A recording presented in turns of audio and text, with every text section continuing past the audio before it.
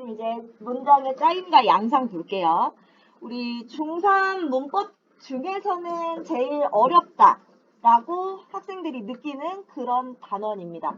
근데 이 문장의 짜임과 양상은 중3에서 끝나는 게 아니고 얘 고등학교 때도 나올 거라서 잘 이해를 해놔야 되는데 문제는 내가 이걸 완전하게 잘 이해하고 있다. 그러면 하나도 안 어렵거든? 근데 이해가 잘 안 된 상태로는 계속 헷갈려요. 계속. 그러니까 이해가 되는 게 제일 중요해요. 여기서 제일 중요한 건 이해가 됐다, 안 됐다. 이게 제일 중요해요. 자, 그러면 일단 문장이라는 게 뭔지부터 하고 시작을 해보자. 자, 우리 문장이라고 부르는 건 내가 뭔가 생각이나 감정을 전달하고자 합니다. 그러니까 어떤 의미가 담겨 있는데, 자, 생각이나 감정을 전달하려고 할 때 이걸 어떻게 표현하냐면 완결되게 표현을 해볼 거야. 완결.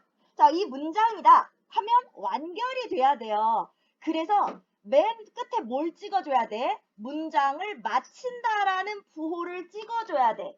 예를 들면 온점 혹은 물음표 또는 느낌표와 같은 문장 부호를 마무리로 딱 찍어줘야 됩니다. 자, 그리고 완결된 것의 가장 작은 단위를 문장이라고 부를 거야.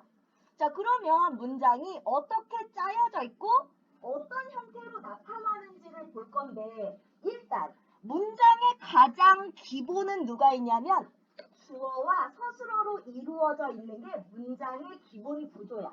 그래서 문장의 기본 구조라고 하면 주어 서술어인데요. 보시면 주어는 문장에서 어떤 동작이나 상태나 성질이나 이것의 주체, 주인이야. 그래서 누가, 무엇이 하고 물어봤을 때 답이 되는 애가 주어다. 자, 근데 서술어를 봤더니 어떤 애들이 있어?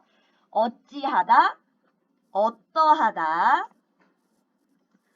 무엇이다 세 가지가 있다. 자, 그러니까 문장의 기본 구조는 주어와 서술어인데요. 세 가지 종류가 있는 겁니다. 누가 무엇이 어찌하다, 누가 무엇이 어떠하다, 누가 무엇이 무엇이다. 이렇게 세 개의 형태가 있는 거야.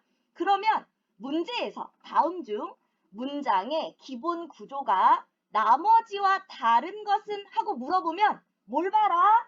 주어 서술어 중에 주어는 다 누가 무엇이죠. 그럼 뭘로 구분해요? 서술어로만 구분합니다. 그래서 서술어만 보시면 돼요. 서술어가 어찌하다냐, 어떠하다냐, 무엇이다냐 요걸 물어보는 거거든. 그래서 어찌하다는 동작, 우리 품사에서 동사입니다. 동사. 자, 어찌하다는 동작이에요. 자, 동작이기 때문에 자, 누가 사용돼요? 동사가 서술어로 쓰였을 때. 어떠하다는 상태, 성질입니다. 자, 그래서 얘는 형용사가 서술어로 사용됐을 때. 자, 학생이다는 어떤 것을 지정한다라고 보시면 되겠고요. 얘는 어떻게 생겼냐면 체언에다가, 자, 체언이 뭐죠?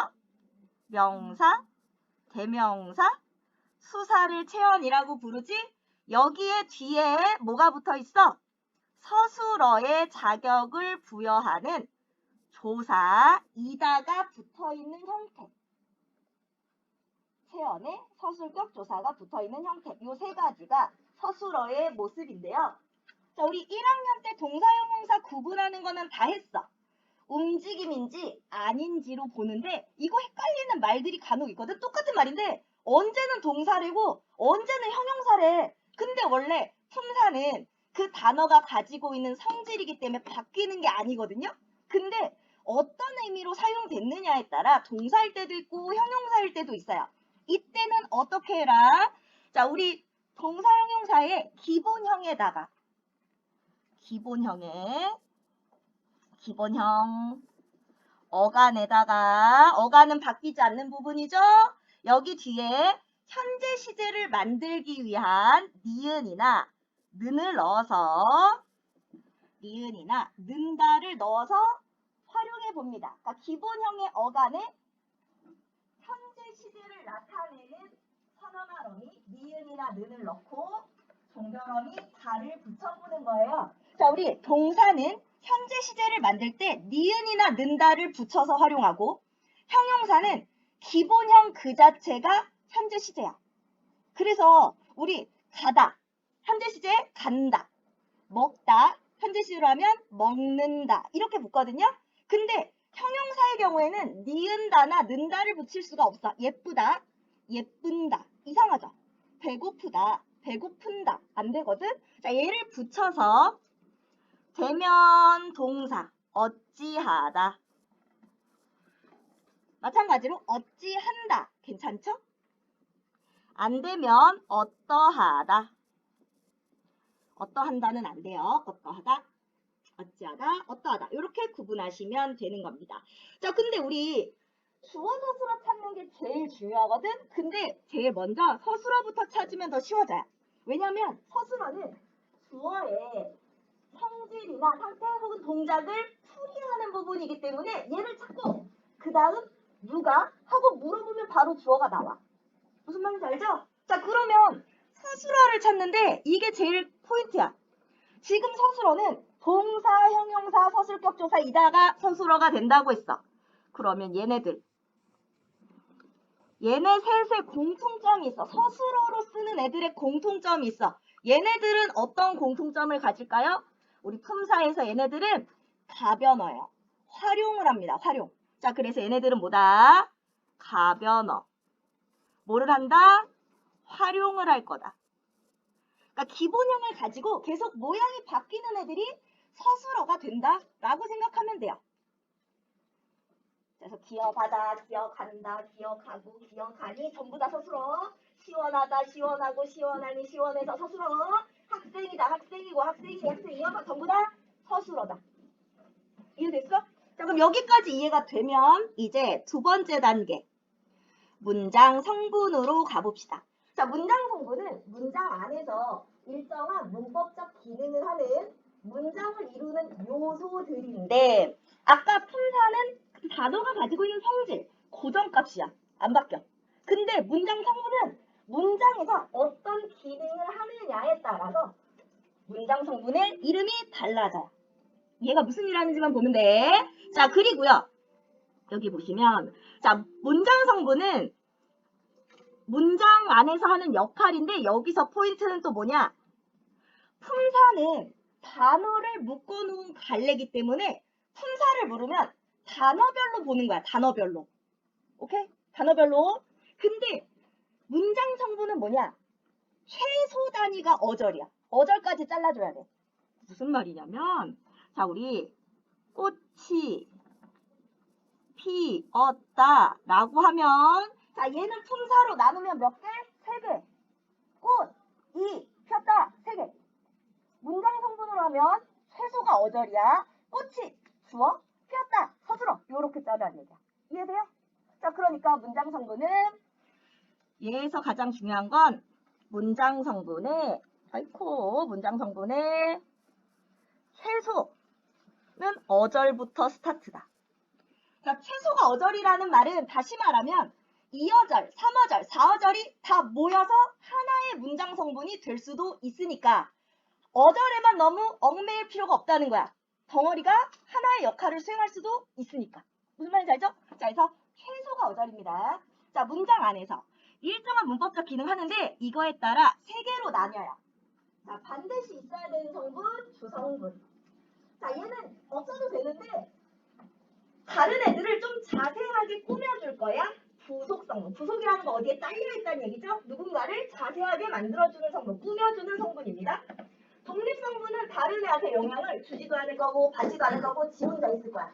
자, 그래서 크게 3개 반드시 있어야 된다. 이거 주인 주자, 주성분. 어딘가에 속해 있다, 부속 성분. 다른 애랑 영향 주고받지 않는다, 독립 성분. 이렇게 나눠줍니다.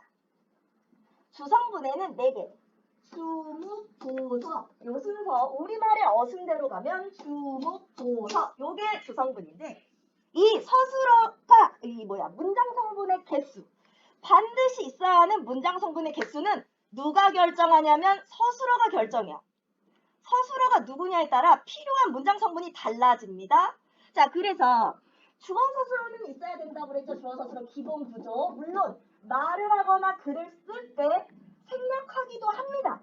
안 되는 건 아니야. 생략할 수도 있어. 하지만 기본적으로 주어 서술어가 기본이고 여기에 서술어가 누구냐에 따라서 목적어를 필요로 할 때가 있고 보어를 필요로 할 때가 있고 또 아주 특별한 경우에는 원래 부속성분은 꼭 필요한 성분은 아니거든? 근데 부속성분 중에 부사어를 반드시 필요로 하는 서술어도 있어요.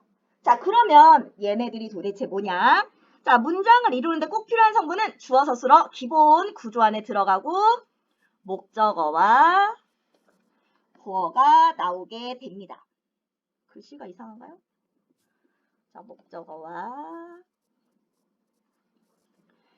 자, 그러면 주어는 아까 누가 무엇이, 서술어는 어찌하다, 어떠하다, 무엇이다 라고 했고 목적어는 무엇을, 누구를에 해당하는 게 목적어예요. 그래서 목적어는 목적격 조사, 을이나 를 붙여서 만들 수 있습니다.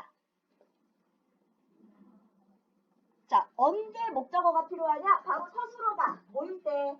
타동사일 때. 형용사에서는요, 목적어 필요 없어요. 목적 안 씁니다. 아까 꽃이 예쁘다 하면 끝이야. 주어, 서술어 끝. 근데 언제 서술어가 타동사일 때, 자동사일 때도 필요 없어요. 타동사, 목적어를 필요로 할 때, 예를 들면 먹다, 무엇을 먹는다, 좋아한다, 무엇을 좋아한다, 이렇게 들어가 줘야 돼. 자, 근데 얘 목적격 조사가 을이라고 했잖아. 무엇을. 근데 목적격 조사가 안 붙어 있을 때도 있어요. 아니면 보조사로 바꿔놨을 수도 있어. 그러니까 서술어를 보고 무엇을 하고 물어봤을 때 답이 된다? 그럼 걔는 목적어야. 알겠어요? 자, 그러니까 나는 꽃을 좋아해 라고 하면 꽃을이 목적어라고 그랬잖아. 근데 나 꽃 좋아해 조사 빼버려도 되고 나 꽃도 좋아해 나 꽃만 좋아해 나 꽃까지 좋아해 라고 했을 때 조사 계속 바뀌죠. 하지만 이 자리는 목적어 자리야. 자, 그 다음 보어입니다. 보어. 자, 보어는 뭐냐면 보충해주는 말이야. 뭘 보충할 거냐면 주어 서술어만으로는 의미가 부족해. 이 서술어를 보충해줘야 돼. 이때 들어가는 게 보어인데 보어는 이 가가 붙어있기 때문에 주어랑 헷갈릴 수 있어요. 하지만 보어는 뭐만 보면 되게 서술어가 되다, 아니다가 옵니다. 그럼 이 앞에 오는 건 무조건 보어예요. 자, 그럼 나는 되었어요. 자, 뭐가 됐는지가 있어야 되지? 난 아닙니다. 뭐가 아닌지 있어야 되겠죠? 자, 여기서 뭐가 됐는지, 뭐가 아닌지 여기 들어가는 게 보어입니다. 그래서 보어는 예를 들면 얼음이 물이 되었어요. 얼음이 물이 되었다 라고 얘기했을 때 얼음이 주어고요. 물이 보어고요. 되었다 서술어가 되는 겁니다. 서술어는 반드시 되다 아니다. 그 앞에 바로 보어가 들어간다. 자, 그래서 서술어에 따라 목적어를 필요로 할 때가 있고 보어를 필요로 할 때가 있습니다. 아까 필수적인 부사어가 필요하다고 얘기했던 서술어들은 어떤 거냐면 보통 주고받는 거. 누가 누구에게 무엇을 준다. 누가 누구에게 무엇을 받는다 할 때 누구에게. 요거가 꼭 들어가야 되고 아니면 비교군이 필요할 때 있죠. 나는 닮았다. 누구와 닮았는지. 나는 싸웠다. 누가 싸웠는지. 이런 거. 요런 애들도 필수적인 부사어가 필요합니다. 어쨌든 주성분은 주목, 보서 4개. 자, 그럼 우리 아래 자, 얘네들을 대화하는 거죠. 선생님, 체험학습은 미술관을 가는 건 맞죠? 아, 장소가 바뀌었어. 대야, 아니래. 자, 뭐가 아닌지. 지금 보어가 빠졌죠. 되다, 아니다. 앞에 반드시 있어야 되는 보어가 빠지니까 의미가 분명하지 않습니다. 이렇게 주성분은 빠지면 의미가 분명하지 않아져요. 명확하지 않습니다. 자, 우리 아래로 내려가 보시면 자, 주어. 자, 뭐다? 동작, 상태, 성질의 주체가 되는 말을 주어라고 하고 누가 무엇이에 해당합니다. 자, 노래한다. 어찌하다죠?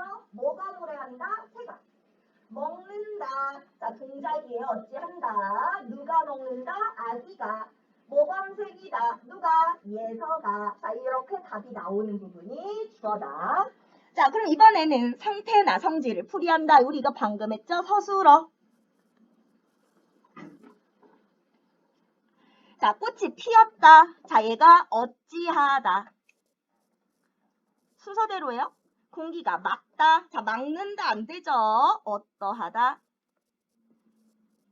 이것은 연필 플러스 서술격 조사이다. 그래서 얘는 명사 플러스 조사의 형태입니다. 자, 그러면 목적어. 자, 목적어는 일단 여기다 표시해볼게요. 자, 얘는 풀이하는 말이고요. 자, 목적어는 서술어가 나타내는 행위의 대상. 그러니까 동사일 때 목적어가 필요하다. 행위, 동작이니까. 행위는 동작. 행위의 대상, 바로 동작의 대상이 되는 말을 목적어라고 하고 누구를, 무엇을에 해당하는데 꼭 목적격 조사가 들어가야만 되는 건 아니다라는 거. 자, 마지막으로 보어. 자, 서술어 되다, 아니다 앞에서 보충을 해줄 거다. 얘는 되다, 아니다를 찾을 거고 앞에 들어가는 건 무조건 보어다. 자, 그는 되었다. 자, 부족해요. 뭐가 됐어요? 경찰이 됐어요. 그것은 아니다. 자, 뭐가 아니죠? 진실이 아니다. 이렇게 되다, 아니다. 앞에 들어가는 게 바로 보어다. 얘네들이 뭐다? 반드시 있어야 하는 주성분이다. 자, 그러면 문장을 줬을 때 문장 성분 물어보면 일단 주성분부터 찾아요. 주목보사를 찾아. 다 찾았어. 그리고 나면 남는 건 다 부속성분이라고 일단 깔아놓고 보면 됩니다. 왜? 독립성분은 티가 나. 반점이나 느낌표로 잘라버릴 거야, 걔는. 반점을 붙이면요. 뒤에 영향을 못 주게 되어 있어. 그러니까 반점이나 느낌표가 붙어있다? 그럼 얘는 독립성분, 얘는 제껴. 그리고 나머지 거에서 주어, 목적어, 보어, 서술어 찾았어. 다 찾고 나면 이제 나머지가 부속성분이야.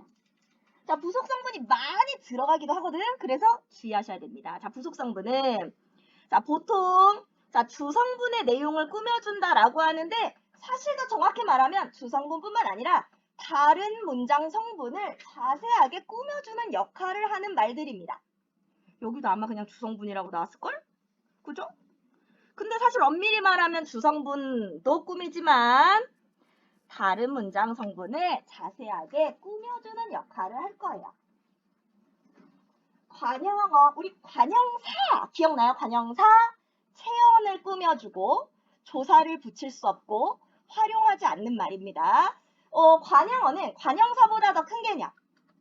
자, 관형사를 포함해서 꾸며주는 모든 것들이 관형어인데요. 뒤에 체언을 꾸밀 거야. 체언.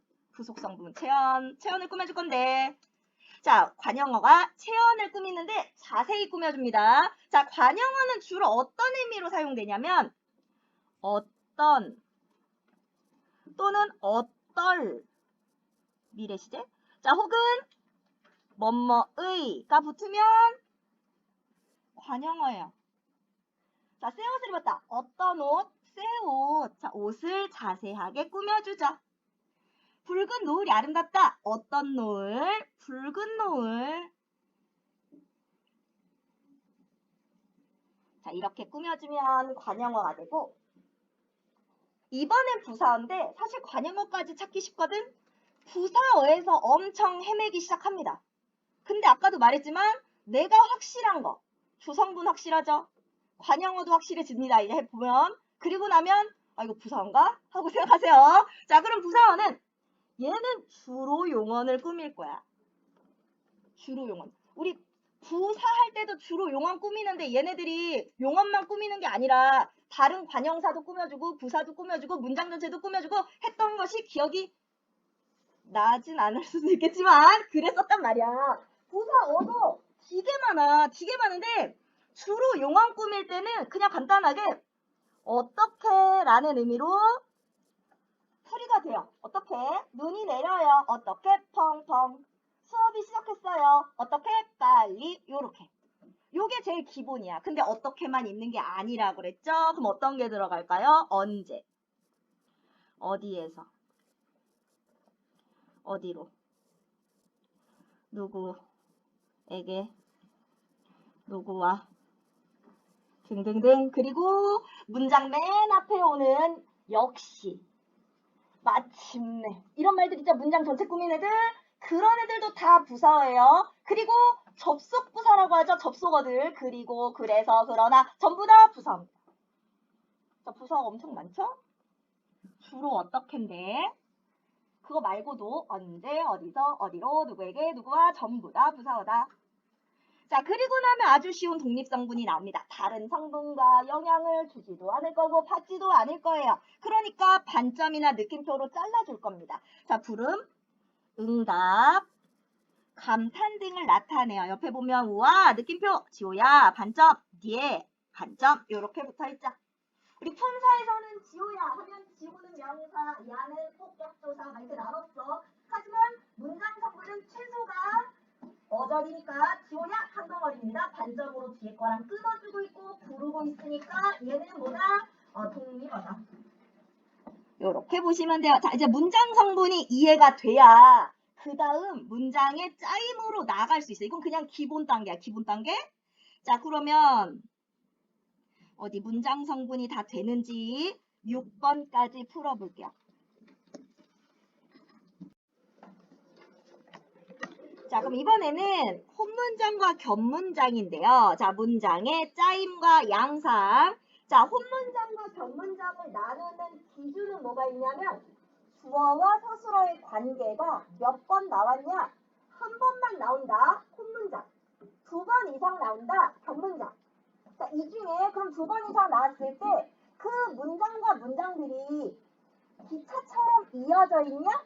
아니면 문장 안에 그 문장이 안겨서 들어가 있냐? 요걸로 나눌 거야. 자, 기차처럼 이었으면 이어진 문장이고 안에 쏙 들어가 있으면 아는 문장이라고 부를 건데 아는 문장이 5개가 있어요. 자, 그러면 먼저 혼문장, 겹문장 구분하러 가볼까요? 길이랑은 상관이 없어요. 그래서 뭐만 봐? 주어 서술어의 관계가 한 번만 나타나면 혼, 2번 이상 나타나면 겹.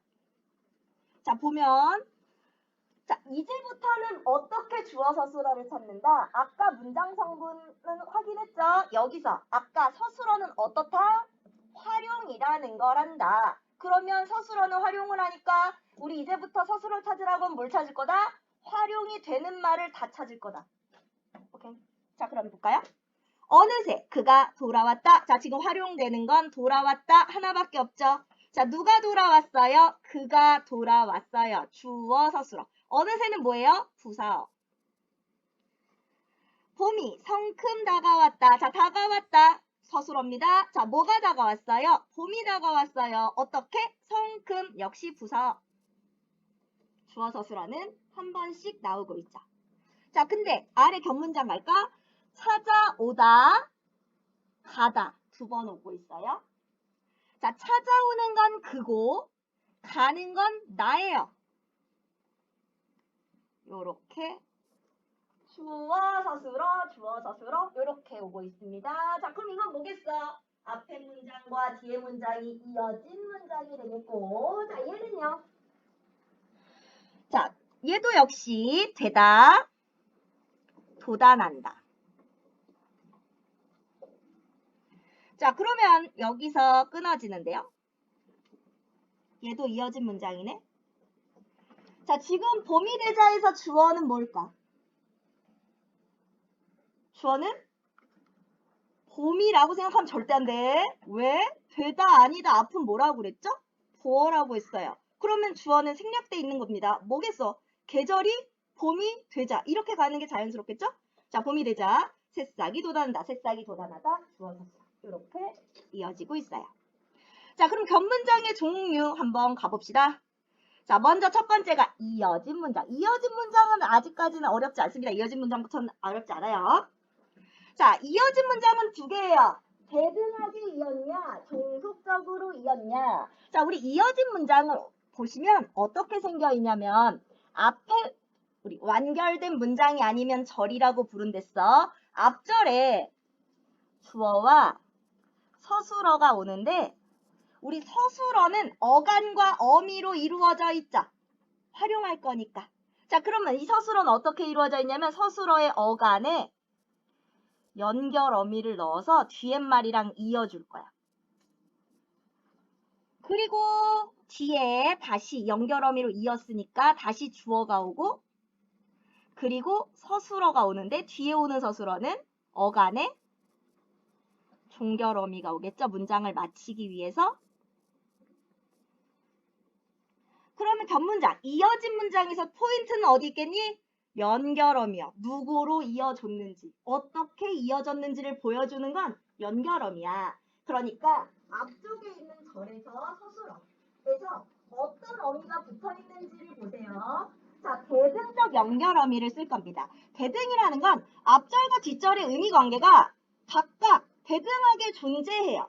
이 대등하면 어떤 특징이 있냐면 각각이 대등하기 때문에 순서를 바꿔버려도 아무 상관이 없습니다. 자, 그러니까 앞절의 연결어미 그대로 두고요. 뒷절의 종결어미 그대로 둬요. 그리고 어간까지, 얘도 어간까지 끊어서 앞뒤를 자 바꿨어. 아무 상용. 그러면 대등하게 이어진 문장입니다.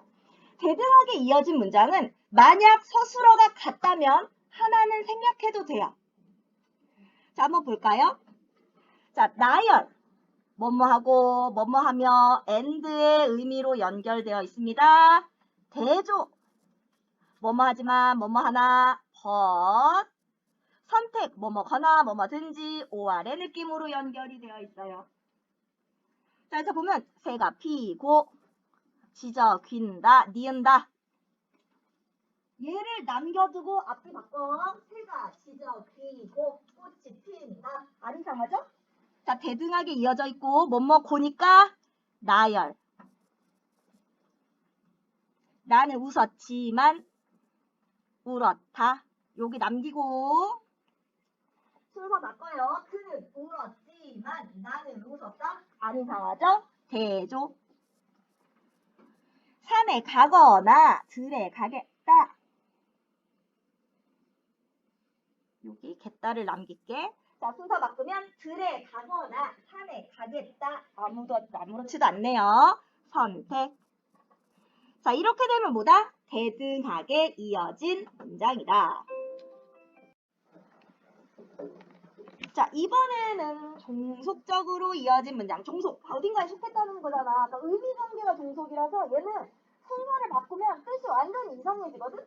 그래서 이거는 바꾸면 안 된다 하면 종속적으로 이어졌다고 보시면 되겠고요. 특히 종속적으로 이어진 문장의 연결어미, 그 서술어의 연결어미에서 어떤 종속관계가 나타나는지가 보여요. 그래서 대등은 서술어가 겹치면 하나는 생략 가능하댔어. 예를 들면 나는 학교에 가고 동생도 학교에 간다 라고 하면 합쳐서 나와 동생은 학교에 간다 해도 된단 말이야. 이것도 대등하게 이어진 문장이야. 근데 종속은 절대 안 돼. 절대 안 돼.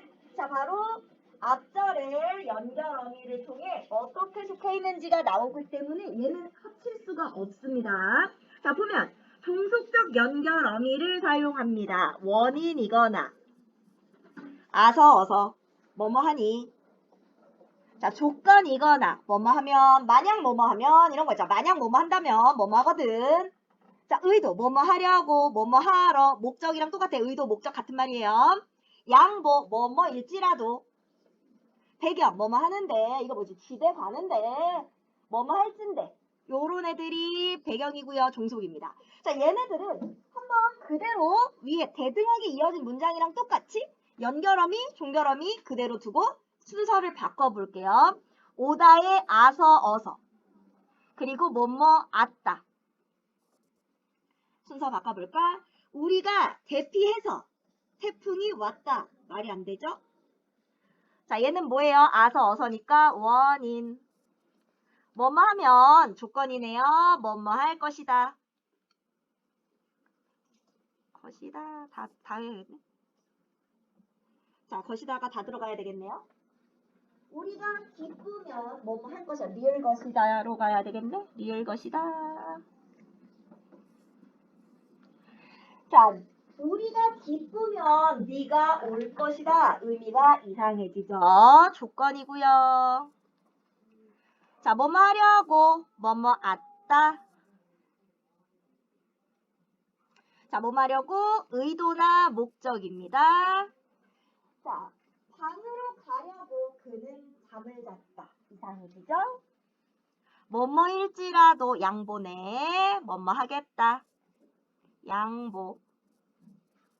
그곳에 갈지라도 눈이 오겠다. 자, 뭐뭐 하는데.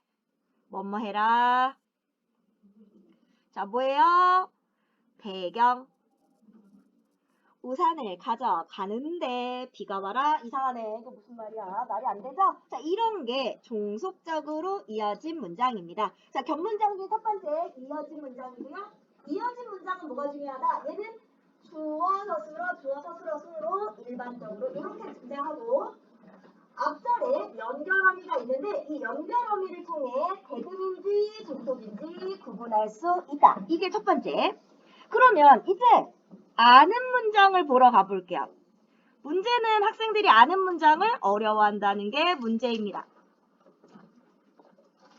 자, 아는 문장은 어떤 절을 안고 있느냐에 따라 나뉘어지거든. 얘는 어떻게 생겼냐면 앞에 주어 있고 안에 보통 이거 다 그렇게 생긴 거 아니야. 일반적인 형태 보여주는 거야. 주어에 서술어인데 서술어 여기에 어간에 플러스 보통은 전성어미가 붙어요. 그리고 다시 서술어가 옵니다.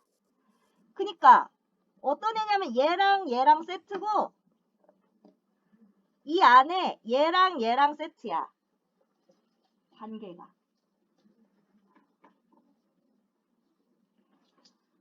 아까는 연결어미고요. 이번엔 전성어미인데 전성어미가 뭐냐면 우리 오른쪽에 친절하게 설명이 다 돼 있어. 요번에 어간이 붙는데 성질을 바꿔버려. 전환, 바꾼다, 성질. 이 단어의 성질을 다른 걸로 바꿔주는 어미가 전성어미입니다. 자, 그래서 어떤 절을 안 왔냐에 따라 총 5개. 자, 명사절을 아는 문장, 관형절을 아는 문장, 부사절을 가진 아는 문장, 서술절을 가진 아는 문장, 인용절을 아는 문장 5개로 나뉩니다. 명사절은요. 문장 안에서 어떤 문장 성분 역할을 하냐면 주어도 될 수 있고 목적어도 될 수 있고 그리고 뭐 서술어도 될 수 있고요. 가끔 부사어가 되기도 합니다. 뭐만 붙이면 돼요? 조사만 잘 붙여주면 돼. 명사로 만들어 놓고 조사만 잘 붙여주면 주성분 역할 다 할 수 있는 애가 명사절이에요. 자, 그러면 명사절을 안을 때 자, 안긴 문장을 일단 포함한 문장을 이 전체를 아는 문장이라고 부를 거고 이 가운데 들어가는 내가 아까 파란색으로 표시한 여기를 안긴 문장이라고 부를 거야.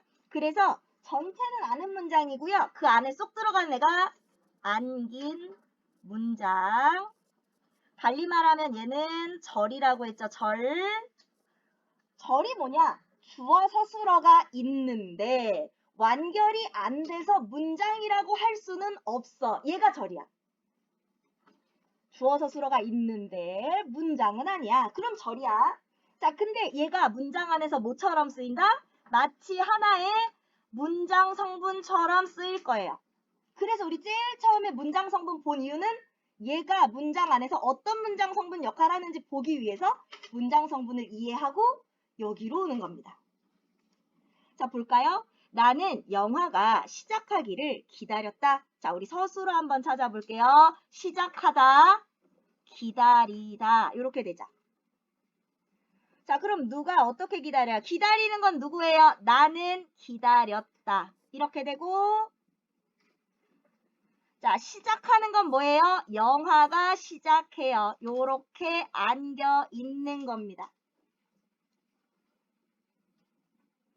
여기가 안긴 문장. 안겼는데 자, 얘가 무슨 역할을 해? 나는 기다렸다. 무엇을? 영화가 시작하기를 목적어 역할하고 있죠?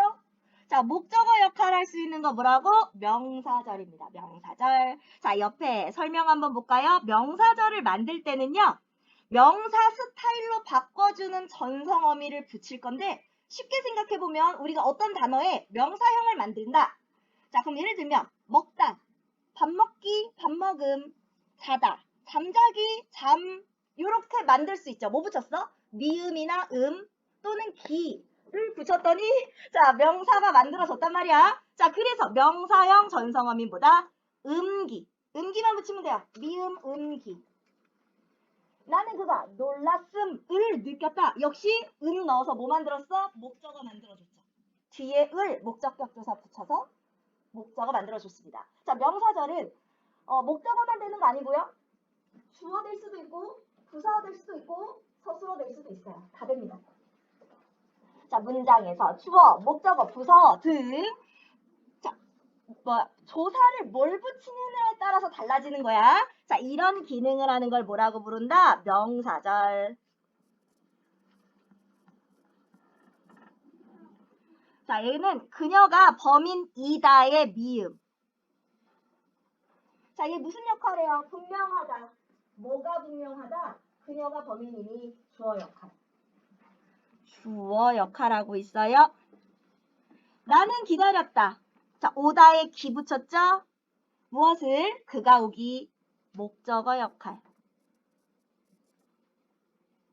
나는 아까 우리 나왔었네. 오랐음, 음기가 붙었어요. 음기 넣어서 뭐를 깨달았다? 목적어 역할.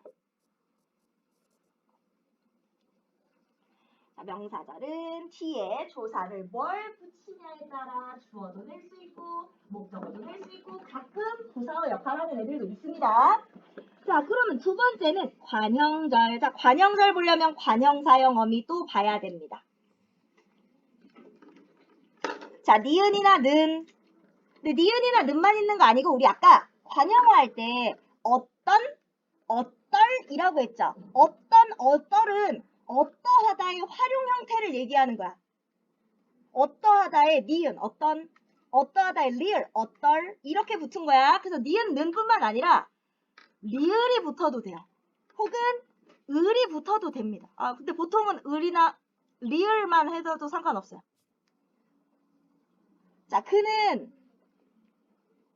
눈이 내린다는 말을 들었다. 자, 그럼 얘는 내린다는 눈이 내린다는 자, 그는 말을 들었다. 어떤 말을? 눈이 내린다는 말을. 말 꾸미고 있죠? 자, 이러면 관형절이 됩니다. 자, 한번 볼까요? 자, 보시면 관형어 기능을 하는 절로서 얘는 뭘 붙일 거냐면 니은, 리을, 던. 니은, 리을, 던. 던은 약간 과거 회상의 느낌 낼 때 씁니다. 니은, 리을, 던을 붙으면 관형절이 돼요. 자, 볼까? 그는 옷을 입었다. 어떤 옷을? 그녀가 만든, 자, 만들다의 니은입니다. 어떤 옷? 그녀가 만든 옷. 자, 나는 소리를 들었다. 어떤 소리를 넣었네? 바람이 부는 소리. 자, 요렇게 관형절을 만들어 주고요. 자, 그 다음 부사절. 우리 명사절, 관형절, 부사절은 이렇게 전성 어미를 찾으면 쉽게 찾을 수 있기 때문에 절표지라고 하거든. 표지. 이 표지만 잘 찾으면 돼요. 얘는 부사어 기능인데 부사어 어떻게 만드는 역시 어미 한번 볼까요? 뭐뭐하게, 뭐뭐도록. 아까 부사어는 어떻게가 제일 많다고 그랬잖아. 그래서 뭐뭐하게, 뭐뭐도록, 뭐뭐이 넣어도 됩니다. 그래서 게이도록이야, 게이도록. 자, 그곳은 꽃이 아름답게, 여기 아름답다의 개입니다. 장식되었다. 자, 그곳은 장식되었어요. 어떻게? 꽃이 아름답게. 그래서 부사어고요. 자, 그럼 볼까? 자, 부사어의 기능을 할 때는 아까 개나 도록 뿐만 아니라 이 게이도록입니다. 게이도록. 자, 게이도록이고요. 자, 그는 사라졌어요. 어떻게? 소리도 없이요. 나는 뛰었어요. 어떻게? 눈썹이 휘날리게. 하늘이 아름다워요. 어떻게? 눈이 부시도록. 자, 게이도록이 다 나오고 있죠? 자, 이게 부사절입니다. 여기까지는 절 표지가 있었어요. 자, 근데 문제는 서술절. 서술절은 절 표지가 없어. 얘는 어떻게 생겼냐면 서술절은 주어, 서술어 이렇게 생겼어요. 그래서 뒤에 오는 주어, 서술어 전체가 이 주어의 서술어 역할을 할 거야. 바로 서술어의 기능을 얘가 서술어의 기능이야. 자, 보면 길다. 그럼 여기서 누가 무엇이 물어봐야죠? 길어요. 뭐가 길어요? 귀가 길어요. 주어 서술어. 그리고 났더니 앞에 토끼는 주어. 토끼는 어때? 귀가 길어. 토끼는 어떠하다? 토끼는 귀가 길다. 토끼는 주어, 귀가 길다. 어떠하다 자리에 들어가죠? 서술어 역할. 이 그림은 채색이 독특하다. 자, 독특하다. 뭐가 독특하다? 채색이 독특해요. 앞에 봤던 이 그림은 어때? 또 어떠하다 자리죠? 채색이 독특합니다. 자, 전체가 서술어 역할. 자, 그래서 서술절은 절표지가 없기 때문에 서술어만 찾고 땡! 아이고, 온 문장! 하고 가면 안 돼. 반드시 주어도 찾고 그 앞에 또 없는지 봐주셔야 돼요. 인용절. 아, 인용절 쉽죠. 얘는 인용격 조사를 붙일 거야. 인용격 조사. 뭘 붙일 거냐면 직접 인용하면 따옴표가 생기고요. 따옴표. 직접 인용은 아이고 따옴표를 넣고 직접 그리고 뭐뭐라고 하고 붙일 거고요. 간접 인용은 활용하면서 고만 넣어주면 돼요. 그는 따옴표 날씨가 더워 따옴표라고 물었다. 이거 똑같이 간접 인용 가면 그는 날씨가 덥다고 덥냐고 물었다. 이렇게 들어가면 간접 인용이 됩니다. 어렵지 않죠? 자, 그래서 이런 것을 바탕으로 자, 표현의 의도에 따라 자연스러운 문장을 만들 때 성분 간에 호응이 잘 되고 있는지 보통 주어와 서술어의 호응, 부사어와 서술어의 호응 그리고 이 서술어에 맞는 목적어가 있는지 혹은 이 목적어에 해당하는 서술어가 있는지 이런 것들을 보는 게 문장의 호응을 보는 거예요. 자, 보면 나는 결코 웃겠다. 우리 결코는 부정문과 어울립니다. 부정. 자, 그래서 뭐 했어? 결코를 살리고 싶다. 자, 그러면 웃지 않겠다. 만약에 웃겠다를 살리고 싶다. 나는 긍정문으로 만들 거야. 그러면 결코 대신에 반드시 이런 말들을 넣어. 나는 반드시 웃겠다 하면 자연스러워지겠죠. 자, 그 다음 모두가 춤과 노래를 부르며 축제를 즐긴다. 자, 지금 보면 서술어가 부르다, 즐기다가 나오고 있고요. 자, 즐겨요. 무엇을? 축제를. 불러요. 무엇을? 노래를. 춤과. 갑자기 얘는 서술어가 없네. 자, 문제는 춤에 해당하는 서술어가 빠졌어. 자, 그래서 어떻게 했어? 모두가 춤을 추고 춤에 해당하는 서술어 넣어주고 노래를 부르며 축제를 즐긴다. 자, 이번엔 필요한 성분이 빠졌는지 또 볼까? 자, 물은 섭씨 이상 100도 이상에서는 된다. 우리 되다 아니다 앞에서는 보어가 있어야 되는데 보어가 빠졌네. 물은 섭씨 100도 이상에서는 기체가 된다. 보어를 넣어줍니다. 보어. 자, 중의성. 중의성은 두 가지 이상 의미로 해석이 되는 문장을 중의성이라고 하는데 일반적으로 꾸며주는 말을 꾸밈을 받는 말 바로 앞으로 넘기면 중의성이 해소될 수 있고요. 혹은 단어의 뜻을 좀 더 구체적으로 풀어줘도 중의성이 해소될 수 있어요. 예를 들면 다리가 무척 길다 라고 했을 때 사람 다리인지 아니면은 건너는 다리인지 알 수 없죠. 자, 그러면 이건 좀 더 자세하게 풀어준다든지 여기 어머니의 사진이 많다. 자, 이것도 중의적인 문장인데 어머니를 찍은 사진 어머니가 찍은 사진 혹은 어머니가 소유한 사진도 어머니의 사진입니다. 오케이? 자, 이런 것도 중의성이고요. 뭐 혹은 또 중의적인 것들 하면은 중의적인 문장 같은 경우 제일 많이 나오는 게 비교할 때 아빠는 나보다 엄마를 더 좋아한다. 이것도 중의적인 문장인데요. 비교가 나오고 있죠? 자, 첫 번째는 아빠는 나를 좋아하는 것보다 엄마를 좋아하는 정도가 더 크다. 첫 번째. 두 번째는 나도 엄마를 참 좋아하는데 내가 엄마를 좋아하는 마음보다 아빠가 엄마를 좋아하는 마음이 더 크다. 두 가지로 해석이 됩니다. 혹은 귀여운 친구의 동생을 만났다. 왜? 자, 그럼 여기서 귀여운 게 친구인지 동생인지 두 가지로 해석이 됩니다. 이때는 귀여운 뒤에 얘 관용어, 친구의 관용어 이렇게 관용어가 왔는데 근데 문제는 이 관용어가 누구의 바로 체험 플러스 조사. 귀여운은 관용어로 사용되면 체험을 꾸민다고 했어요. 그런데 뒤에 체험이 있고 근데 문제는 이 체험이 또 뒤에 걸 꾸민단 말이야. 그게 보니까 또 체험이 있네. 얘가 얘를 꾸밀까 동생을 꾸밀까 두 가지로 해석이 됩니다. 당연히 동생이 귀엽겠죠? 자 그럼 어떻게 하냐면 첫 번째는 반점을 찍어줘요. 귀여운 뒤에. 귀여운 뒤에 반점을 찍어서 귀여운 치고 친구의 동생을 만났다 하면 동생이 귀여워집니다. 아니면 제일 자연스럽게 하려면 꾸며주는 말이 꾸밈받는 말 바로 앞으로 이동해요. 친구의 귀여운 동생을 만났다. 이렇게 해도 자연스럽게 중의성이 해소될 수 있습니다. 자, 혹은 문장의 짜임에 따른 표현 휴가인데요. 홈문장은 짧고 간결해서 약간 긴박감을 만들어줄 수 있어요. 하지만 겹문장을 사용하면 인과관계가 좀 더 분명해집니다. 대신 겹문장은 호응이나 이런 게 안 맞는 문장, 비문이 될 가능성이 높으니까 좀 더 신중하게 써줘야 되겠죠? 자, 그래서 홈문장은 어떻다? 표현이 간결하고 명료하고요.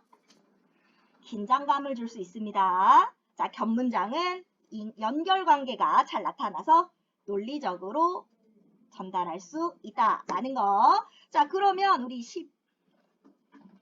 오케이. 문제 그냥 쭉 한번 풀어볼게요. 어디까지 푸냐면 150쪽까지 일단 먼저 풀어주세요. 가운데 빈칸도 채워주세요.